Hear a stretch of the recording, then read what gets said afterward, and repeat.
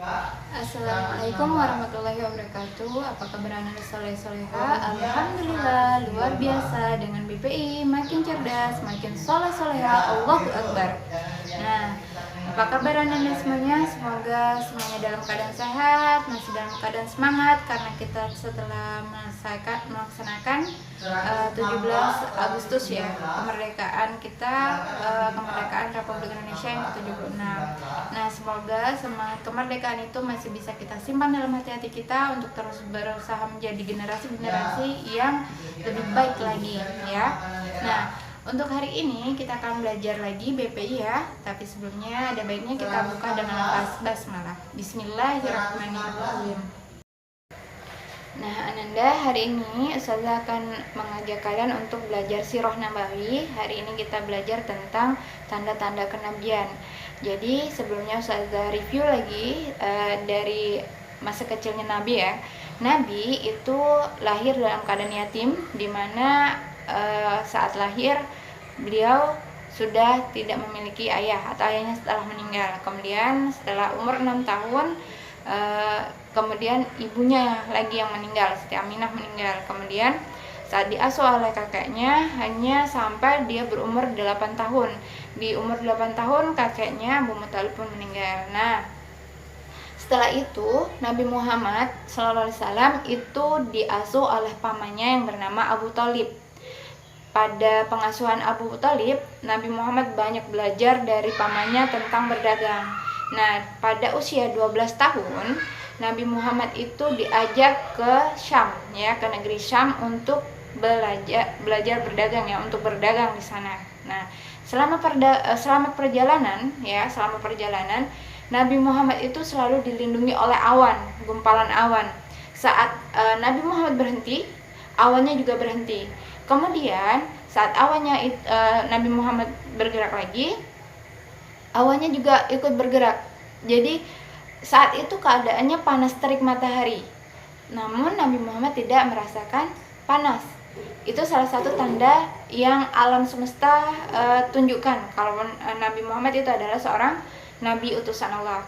Nah, kemudian sampai di Bashrah ya, Nabi Muhammad itu bertemu dengan seorang pendeta. Pendetanya bernama Bahira. Nah, Bahira kemudian menyampaikan sesuatu kepada pamannya Abu Thalib, bahwa dia menyatakan bahwa Nabi Muhammad ini adalah pemimpin alam semesta, kayak gitu, pemimpin alam semesta. Nah, pamannya yang sudah dikasih tahu seperti itu merasa heran, dari mana pendeta itu tahu bahwa Nabi Muhammad itu adalah seorang pemimpin alam semesta atau utusan Allah seperti itu. Kemudian Bahira menyampaikan bahwa sejak Nabi Muhammad itu sampai ke Aqabah ya, sampai ke daerah Aqabah itu semua batu pohon itu tunduk kepada Nabi Muhammad, dan tidak ada kejadian pohon dan batu itu tunduk kepada seseorang kecuali seseorang itu adalah seorang nabi utusan Allah. Dan beliau juga menyatakan bahwa Nabi Muhammad itu memiliki stempel nubuah di bawah tulang bahunya, berbentuk apel ya, berbentuk apel.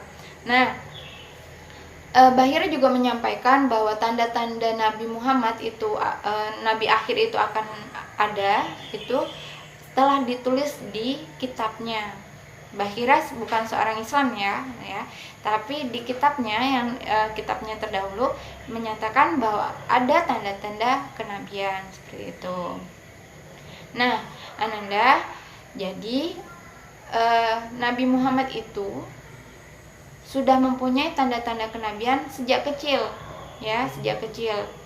Dan Nabi Muhammad sangat terjaga dari segala kemaksiatan. Mungkin Ustazah ulang sedikit kisah tentang dimana Nabi Muhammad itu ada punya keinginan untuk datang ke tempat keramaian, dimana di situ banyak musik-musik berdandangan.